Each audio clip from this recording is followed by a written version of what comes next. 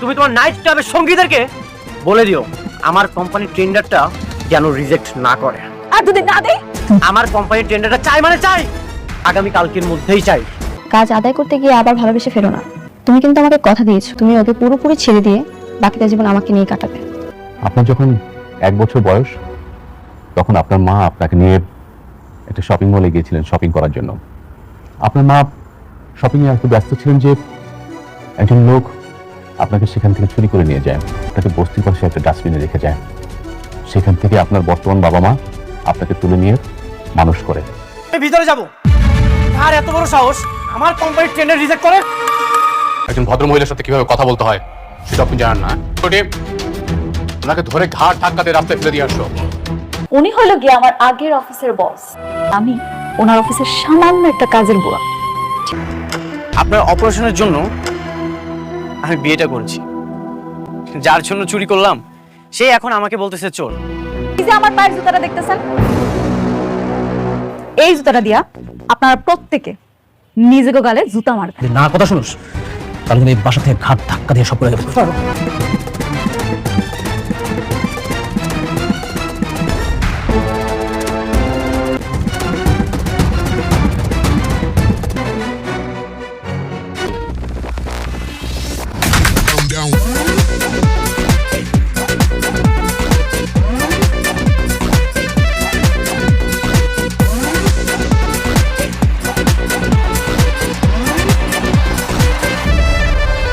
সেটা বলো, কি করছি আমি?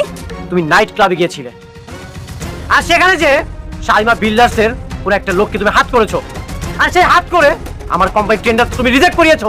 অনেক সবাই তোমার মতো মনে করো। তোমার মতো রুচিহীন মানুষের সাথে কথা বলা থেকে না কথা বলাই ভালো। তোমার আমি ঘৃণা করি, তুমি চলে যাও। আমারও কোনো রুচি নেই তোমার মতো নষ্টামের কাছে আসা।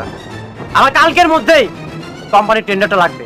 তুমি তোমার নাইট ক্লাবের সঙ্গীদেরকে বলে দিও আমার কোম্পানির টেন্ডারটা যেন রিজেক্ট না করে। আর যদি না দেয় তুমি কি করবা? কি করব? আমার কোম্পানির টেন্ডারটা চাই মানে চাই, সেটা আগামী কালকের মধ্যেই চাই।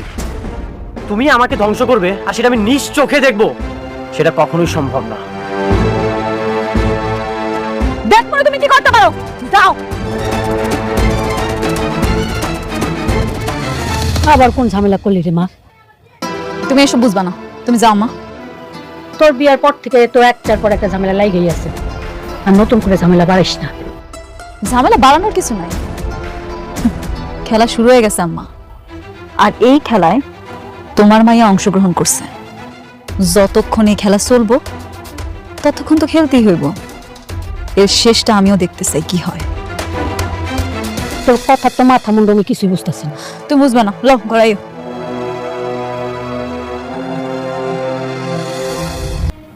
কি বললো তোমার প্রথম স্ত্রী? কাজটা কি তোমাদের দেবে নাকি দেবে না? কাজ না দিয়ে কোথায় যাবে? আমার কাজ আমি ঠিকই আদায় করি। দেখো, কাজ আদায় করতে গিয়ে আবার ভালোবেসে ফেলো না। কিসের ভালোবাসা? ও আমার সাথে প্রতিশোধ নিচ্ছে, আমি কোনোভাবে ওর কাছে হার মানব না। তুমি কিন্তু আমাকে কথা দিয়েছো তুমি ওকে পুরোপুরি ছেড়ে দিয়ে বাকিটা জীবন আমাকে নিয়ে কাটাবে। আজ আমি তোমাকে আবার বললাম, আমি তোমাকেই ভালোবাসি, আমি তোমার সাথে থাকবো।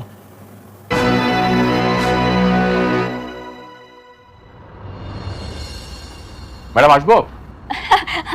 আসেন আসেন। ম্যাডাম, জি। এই ড্রেসগুলো আপনার জন্য বানানো হয়েছে, এখন থেকে এগুলো আপনি ব্যবহার করবেন। আর গুলশানে যে আলিশান বাড়িটা আছে ওই বাড়িতে আপনি শিফট হয়ে যাবেন। না না, এগুলো আপনি কি কইতাছেন? এইসব জামা কাপড় আমি পরতে পারতাম না। আর তাছাড়া আমি আমার আব্বা আম্মার কাছে থাকবো, বসিতে থাকবো, আমি হেনে যাবো কে? ম্যাডাম, এগুলো সবকিছু আপনার, আপনি হাজার হাজার কোটি টাকার মালিক। কোটিপতিরা কি বসে থাকতে পারে? এটা ঠিক আছে, কিন্তু আমি তো আর ছোটবেলা থেকে এত কুটিপতি আসছিলাম না, হঠাৎ করে হয়েছি। তাছাড়া আমি আমার বাপ মারা অনেক ভালোবাসি। হ্যাঁ গো স্যার, আমি থাকতে পারবো না, আমি বস্তির মানুষ, বস্তিতেই ভালো। সত্যি ম্যাডাম, আপনি অদ্ভুত মানুষ। আপনার জায়গায় যদি অন্য কেউ হতো তাহলে কত কিছু করতো। আপনি কোটি কোটি টাকার মালিক হয়েও বস্তির মায়া ছাড়তে পারছেন না, আপনি অসাধারণ। আচ্ছা, আমার না খুব জানার ইচ্ছা, আমি যদি কোটিপতি হই তাহলে তো কোটিপতির ঘরেই বড় হওয়ার কথা। হঠাৎ করে কেমনে হারাই গেলাম বা বস্তিতে চলে গেলাম, কি হইলো? আপনি যদি জানেন তাহলে ঘটনা একটু কোন না। জি ম্যাডাম, আপনি কাজ করুন, এগুলো ম্যাডামের ড্রেস নিয়ে যান।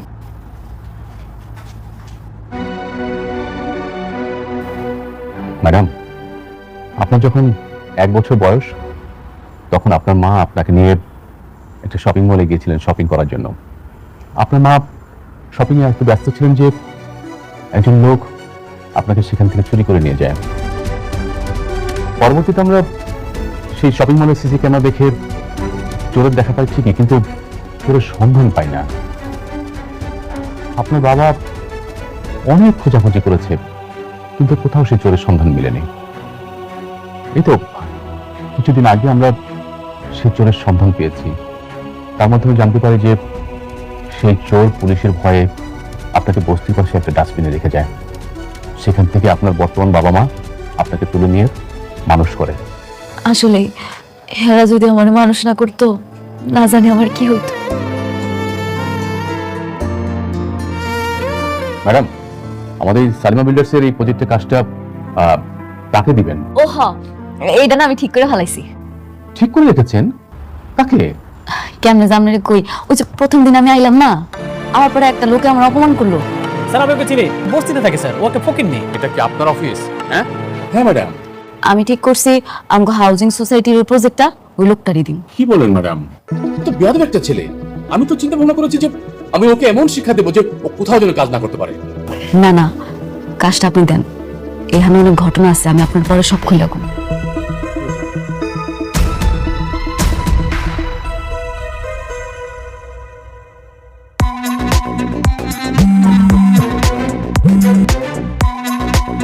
হ্যালো, আমি শালিমা বিল্ডার্সের ম্যানেজার রমজান বলছিলাম।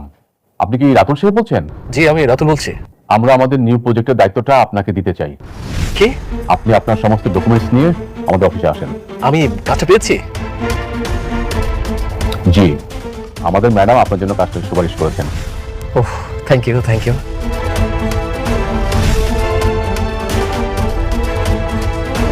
কি হয়েছে স্যার, আপনি তো খুশি কেন? 100 কোটি টাকা শালিমা বিল্ডার্সের কাজটা আমি পেয়ে যাচ্ছি।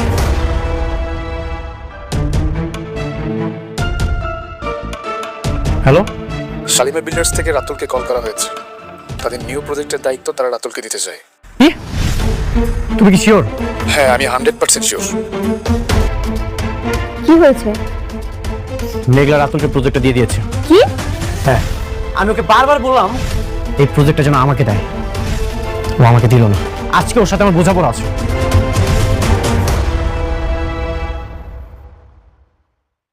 আমি ভিতরে যাব। আর এত বড় সাহস আমার কোম্পানির টেন্ডার রিজেক্ট করে? এরকম চিৎকার চেঁচামেচি করতেছেন কেন? কেন চেঁচামেচি করছো তুমি বুঝতে পারছো না? তুমি কেন আমার ক্ষতি করার চেষ্টা করছো? তুমি কি আমার সাথে প্রতিশোধ দিচ্ছ? প্রতিশোধ? আর আপনার কি আশ্চর্য, কোম্পানি যারা যোগ্য মনে করছে তারই প্রজেক্টটা দিছে। আপনি শুধু শুধু চিৎকার করে তো কোনো লাভ নাই। যোগ্য? রাতুলকে তোমার যোগ্য মনে হয়? ও তো একটা বেঈমান। তুমি জানো না ও যে কোম্পানির ওনার, সেই কোম্পানির আসল মালিক হচ্ছে আমি। ও তো আমার সাথে বেঈমানি করে আমার সবকিছু নিয়ে নিয়েছে। ও আচ্ছা, রাতুল বেঈমান। রাতুল যদি বেঈমান হয়, আপনি কি করছেন মনে নেই আপনার? আমি কি করেছি? সহজ সরল মানুষের জীবন নিয়ে আপনি সিনেমিনি খেলছেন। কোটিপতি হওয়ার নেশা আপনি এত নিচে নামতে পারেন? আপনার কাছে তো ভালোবাসার কোনো দাম নেই। আপনি রাতুলের কি বলতে আসছেন? রাতুলের সাথে তো আপনি বড় বেঈমান। হ্যাঁ, আমি বেঈমান। তুমি একদম সত্যি বলেছো, আমি বেঈমানি করেছি। তোমার ফ্যামিলির ভালো করতে যেয়ে আমি নিজের সাথে বেঈমানি করেছি। মিস্টার অনিক, আপনার এই বানোয়াট মিথ্যা গল্প এখানে আর চলবে না। অন্য জায়গায় গিয়ে দেখান যান। আমার চোখের দিকে তাকাও। আমার চোখ কি মিথ্যা বলছে? আসলে কি জানো, অকৃতজ্ঞরা কখনো উপকার স্বীকার করে না। তুমি একটা অকৃতজ্ঞ। আমি অনেকক্ষণ যাবত দেখছি আপনি চিৎকার করে কথা বলছেন। একজন ভদ্রমহিলার সাথে কিভাবে কথা বলতে হয় সেটা আপনি জানেন না। সিকিউরিটি, ওনাকে ধরে ঘাট ধাক্কা দিয়ে রাস্তায় ফেলে দিয়ে আসলো। কত বড় সাহস যে সালিমা গ্রুপে হেড অফিসে এসে চিৎকার করে কথা বলছে। আমি কে সেটা আপনি ওনাকে জিজ্ঞাসা করেন। তার সাথে আমার রিলেশন কি? ম্যাডাম, কে উনি? কি সম্পর্ক আপনার সাথে ওনার? সম্পর্ক আছে, ওনার সাথে আমার সম্পর্ক আছে। উনি হলো গিয়ে আমার আগের অফিসের বস, আর আমি ওনার অফিসের সামান্য একটা কাজের বুয়া। ঠিক বলছি না মিস্টার অনিক সাহেব? কি মিস্টার অনিক, আপনি বলেন আপনি আমার চিনেন কিনা? হ্যাঁ চিনি। চিনেন যেহেতু, তাহলে এটাও কোন কিভাবে চিনেন? ও আমাদের অফিসে কাজ করতো। কি হলো, কথা বলছেন না কেন? হ্যাঁ, আপনি উত্তর পেয়ে গেছেন না? গতকালকে আপনি খারাপ ব্যবহারের জন্য এই কাজটি হারিয়েছেন। যান, বেরিয়ে যান এখান থেকে, যান।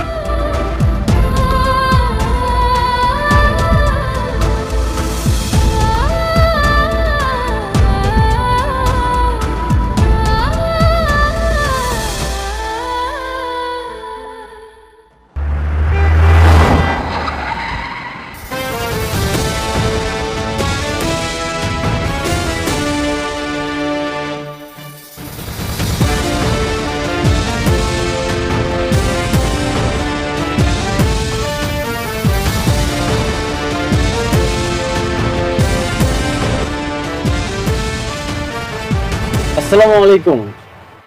আপনি এখনো চায়ের দোকানে বসে আছেন? আপনাকে তো চা বিক্রি করে মানাচ্ছে না। আপনার মেয়ে এখন কোটিপতি, আপনার তো এখন চলাফেরা করা উচিত 3 স্টার 5 স্টার 7 স্টারে। এই টিনের চালের চায়ের দোকানে আপনি এখানে বসে আছেন, এটা তো আপনার সাথে যাচ্ছে না। তুমি এখানে কেন আইছো? তোমার তো এখানে আহনের কথা না, তুমি থাকবা এখন অন্য জায়গায়। ও আচ্ছা, এখন আমি আপনার চোখে শত্রু হয়ে গেছি? সেদিন না বলে গেলাম আপনার মেয়েকে খারাপ পথে যেতে দিয়েন না। খোঁজ খবর রাখেন আপনার মেয়ে। কেন, সে কি করছে? কি করে না আমাকে সেটা বলেন। আপনার মেয়ে একটা অকৃতজ্ঞ বেঈমান। আপনার মেয়ের জন্য আমি কি করি নাই?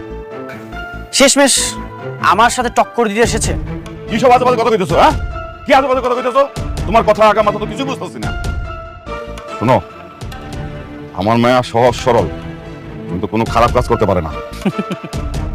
আপনি একদম ঠিকই ধরেছেন। আপনার মেয়ে কখনোই খারাপ কিছু করতে পারে না। নাইট ক্লাবে আপনার মেয়ে বড় বড় অফিসার, বড় বড় পোস্টে যারা কাজ করে তাদের সাথে ঠিকই চলাফেরা করছে, আর তাদের সাথে চলাফেরা করে নিজের হাজবেন্ডের ক্ষতি করছে। এগুলো তো সবকিছুই সোহাবের কাজ, তাই না? তুমি তো আরেকটা বিয়ে করে আমার মেয়েটা ঠকাইছো, ঠকাইছো না? হ্যাঁ, ঠকাইছো তো। হ্যাঁ ঠকিয়েছি। আপনি একদম সত্যি বলেছেন, আমি আপনার মেয়েকে ঠকিয়েছি। সেদিন সেই মুহূর্তে, সেই বিপদের সময়ে আমি যদি চুরি করতাম তাহলে তো আমাকে ঠিকই চোর বলতেন। ওই বিপদের সময়ে আপনার অপারেশনের জন্য আমি বিয়েটা করেছি। যার জন্য চুরি করলাম সে এখন আমাকে বলতেছে চোর। আমিও দেখতে চাই আপনার মেয়ে আমার কতটা ক্ষতি করতে পারে। তবে একটা কথা মনে রাখবেন, এই আমি আপনার জীবনটা বাঁচিয়েছি।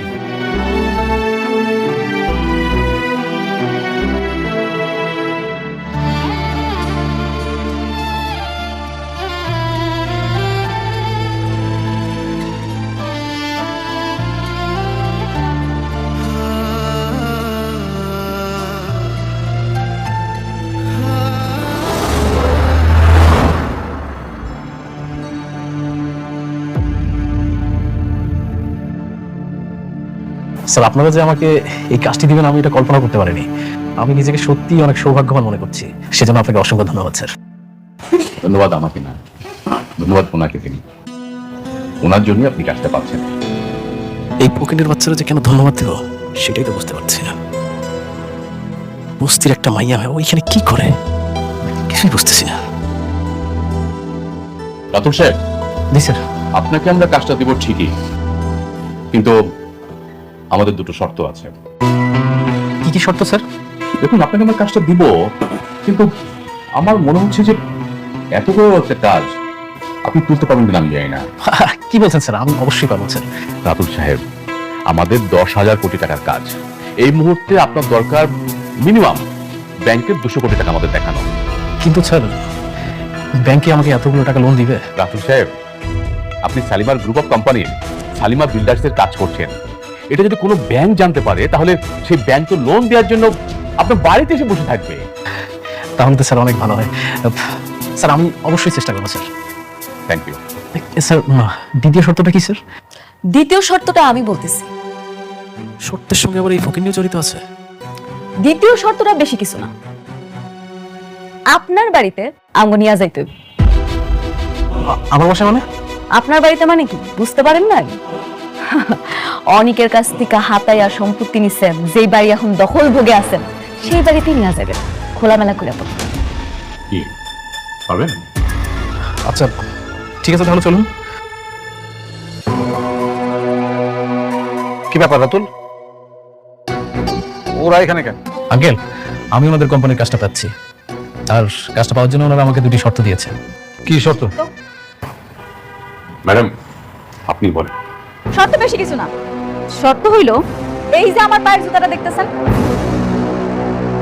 এই জুতাটা দিয়া আপনারা প্রত্যেকে নিজেকে গালে জুতা মারবেন। ফকিরের বাচ্চা কি কয়? হ্যাঁ, হরি পায়ের জুতাতে বলে আমরা নিজেকে গালে নিজেরা বাড়ি দিব? এই কি রে, নিজের কি মনে করো প্রেসিডেন্ট? শর্ত তো এইটাই, শর্ত মানলে কাজটা পাইবেন, আর শর্ত না মানলে কাজটা পাইবেন না, সহজ হিসাব। কি কাজটা কি করবো নাকি চলে যাবো? না না, অবশ্যই ওরা মানবে। ভাবি আপনি একটা কাজ করেন, আপনার পায়ের জুতোটা আমাকে দিন। ভাবি? রাতুল সাহেব, আপনি না আমার ভাবি ডাকবেন না। আচ্ছা ঠিক আছে, সরি। আপনার পায়ের জুতোটা দিন।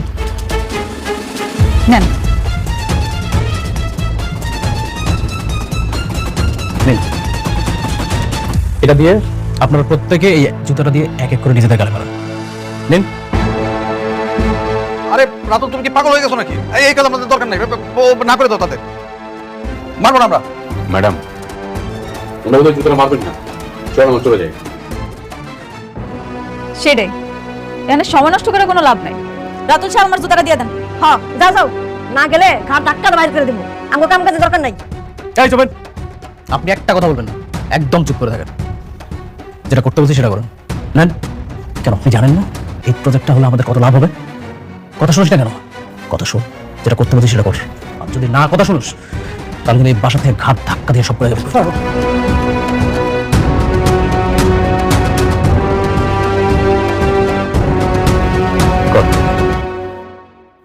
দাঁড়ান, এত সুন্দর একটা মুহূর্ত, সেটা তো ধরে রাখতে হইব।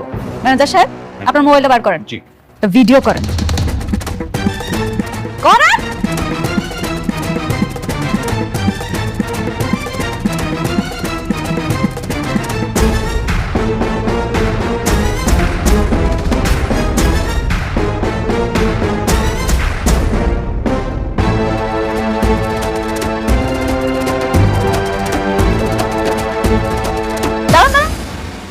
সবাই মারলো, আপনি বাকি যাবেন কেন?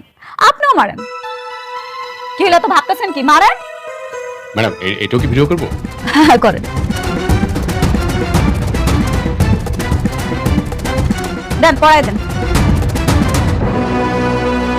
এবার কি তাহলে আমি কাজটা পাচ্ছি? রাতুল সাহেব আপনি ব্যাংকের লোন নিয়ে অ্যামাউন্টটা দেখান, তাহলে কাজটা আপনি পেয়ে যাবেন। আচ্ছা কোনো সমস্যা নেই, আমি আজকের মধ্যেই ব্যাংকে চলে যাবো। থ্যাংক ইউ ম্যাডাম, তো চলো আমরা যাই।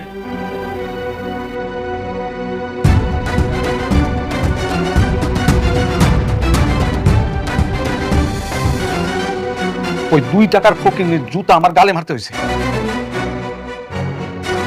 এত না পড়ছে কই পাইলো? সি সি সি, ওই ফকিনের বাচ্চার পায়ের জুতা দিয়া আমি আমার গালে মারছি। আমি যদি ফকিনের বাচ্চার একবার আমার হাতের মুঠো পাই, আমি এর রসুল নিব।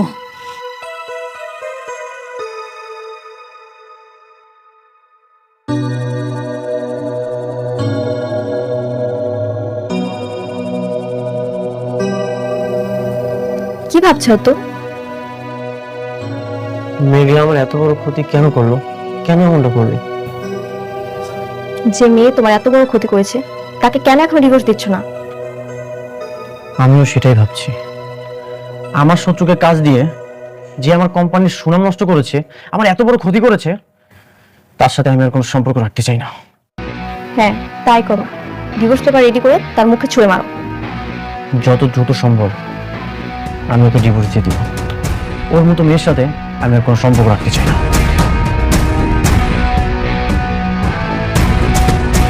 আপনাকে লোন দিতে আমাদের কোনো প্রবলেম নেই, যেহেতু আপনি শালিমা গ্রুপের সঙ্গে কাজ করছেন। ইনফ্যাক্ট আমাদের এই লোন দেওয়ার ক্ষেত্রে কিছু রুলস এন্ড কন্ডিশন আছে। আচ্ছা, কি কি শর্ত সমূহ, একটু শর্তগুলো যদি বলতেন প্লিজ। না, ওই 300 কোটি টাকা আপনাকে লোন দেওয়ার ক্ষেত্রে এই টাকার এগেনস্টে যে ইন্টারেস্টটা আসবে, সেটা আপনাকে 3 বছরের মধ্যে পরিশোধ করলে যেই পার্সেন্টেজটা আসবে, সেটা যদি আপনি 1 মাসের মধ্যে পরিশোধ করেন সেম পার্সেন্টেজটা আসবে। ও আচ্ছা, তার মানে হচ্ছে আমি যদি 1 মাসেও পরিশোধ করি তাহলে আমাকে সম্পূর্ণ 3 বছরের 20% সুদ দিতে হবে। আবার যদি আমি 3 বছর পরেও পরিশোধ করি তবুও আমাকে 20% সুদ দিতে হবে, তাই তো? স্যার, এতগুলো টাকা লোন নেবেন, এত বড় রিস্ক নেওয়া উচিত হবে? তুমি জানো না এটা কত বড় একটা প্রজেক্ট? আমি যদি সবকিছু পরিশোধ করেও আমার শত শত কোটি টাকা এখানে প্রফিট থাকবে। তারপরে একটু ভেবে রেখেন এতগুলো টাকা। আমি ভেবে দেখেছি। আচ্ছা, কোনো সমস্যা নেই, আপনি লোনটা রেডি করেন। ওকে, ফাইন। আরেকটা কন্ডিশন আছে, বলতে পারেন এটা আমাদের লাস্ট কন্ডিশন। আপনি যেহেতু শালিমা গ্রুপের নামেই এই লোনটা পাচ্ছেন, তাদের রেফারেন্স এই লোনটা পাচ্ছেন, সেক্ষেত্রে সেই গ্রুপের সঙ্গে যদি আপনার কাজের যে চুক্তি যদি কখনো ভঙ্গ হয় কিংবা শালিমা গ্রুপ যদি কখনো বন্ধ হয়ে যায়, তাহলে এই টাকা আপনাকে 15 ডেজের মধ্যে পরিশোধ করতে হবে। কেন?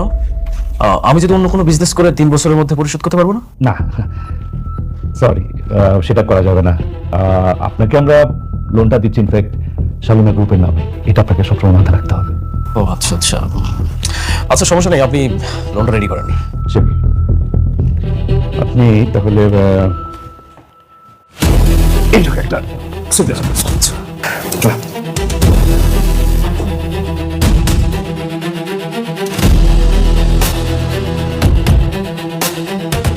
ঠিক আছে, বাকি কাজ আমি টাইম টু টাইম আপনাকে জানিয়ে দেবো। Okay, thank you. Thank you.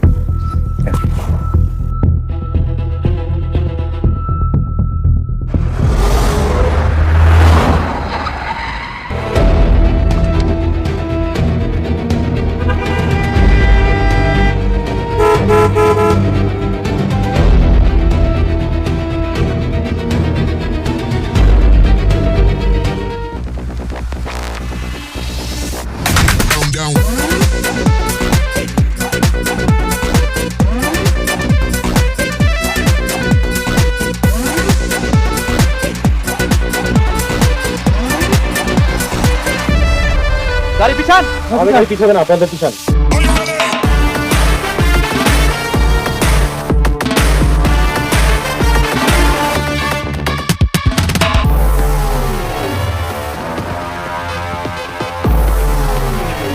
আমি কোনো ঝামেলা চাই না। This is one way road. তোমাদের গাড়িটা রং সাইড আছে, তোমরা গাড়িটা